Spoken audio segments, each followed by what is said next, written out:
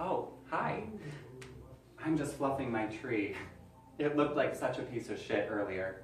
I just saw a YouTube video about a guy who was completely pissed that we were all so lazy when it came to fluffing our holiday greens. I decided to call off work for 3 days so I could make sure to do it right. This has only taken me about 37 hours to do, and I think it looks really pretty good.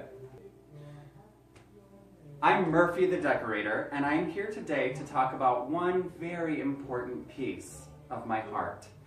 Ribbon, but more importantly, ribbon on trees. So, pour yourself a mug of NyQuil, sit down, and come with me. We've all seen this tree. Somebody somewhere has decided to put ribbon on their tree in this very same way. Now, I'm not here to judge, but let's talk about it. This bow at the top of the tree is roughly 27 years old, and I think it suffers from a bad case of bed bugs. And these streamers coming off of the bow aren't even the same color. What this makes me think of is that a UFO has landed on the top of my house and placed a maypole in the center of my living room. I'm just waiting for those neighborhood kids to get here so they can braid that bitch. We've all seen this tree too.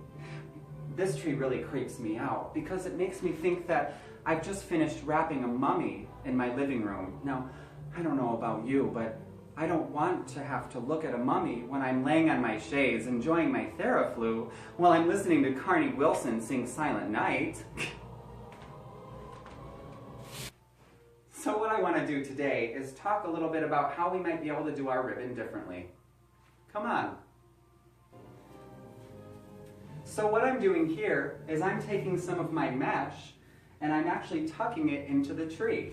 Now, I like the idea that my lines will fall downward in a spiraling motion around the tree. And I like using mesh in my tree because it actually allows for some of the lighting to continue to shine through. If we're covering up our tree with heavy, beautiful ribbons, why spend all that time to light the bitch? Where one piece left off, your other piece can begin. And also, you'll note, I'm not actually wiring anything into place. I'm just tucking my ribbon right into my beautifully fluffed greens.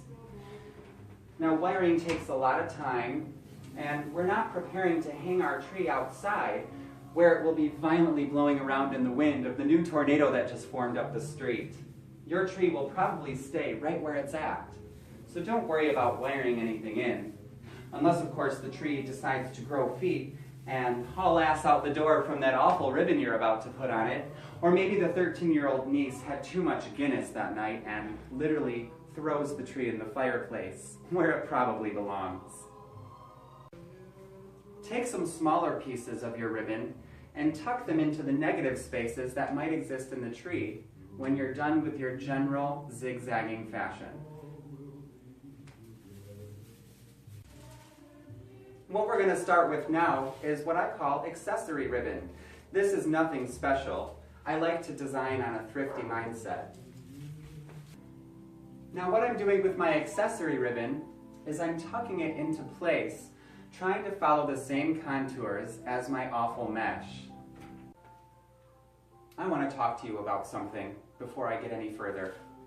My feelings will be really hurt if you invite me over to your holiday party and we're taking a look at your beautiful tree, which I can tell took probably 2 weeks to assemble, and the ribbon surrounding your tree looks no better than the ass of a 127-year-old man that has passed away 10 years ago. Please, please, take the time to straighten out all of the ribbon you're choosing to bring up from the basement from 27 years ago. That has bed bugs. This ribbon is such a low quality ribbon, I probably only spent $2 for 9,000 feet. Try to be thrifty wherever you can. Don't be afraid to double up your accessory ribbon in a few spots to give a little more oomph to that area.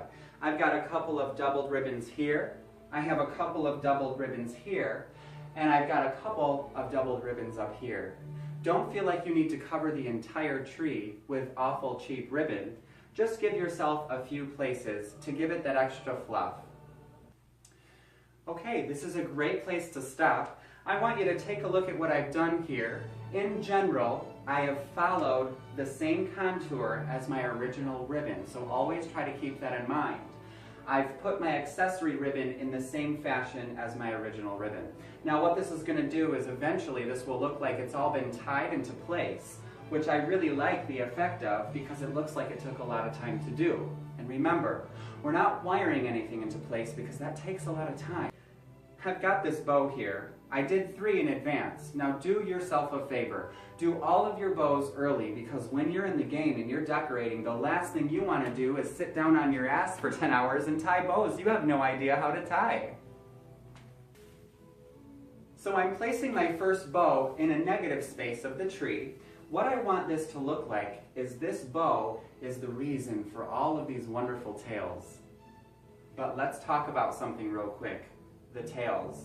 Remember that wrinkle-ass ribbon I was talking about? Make sure all of your tails are straightened out because what you're going to do is pull your tails back into the tree where some of your original pinch points are, and this will then look like it is in fact tied tediously into the tree, like the way you wanted to tie it for putting it outside with the tornado. What I like about this big bow is I have taken the time to make sure that my loops and my contours are literally perfect. You'll want to do the same. You want these kinds of contours, not 127-year-old wrinkle-ass contours.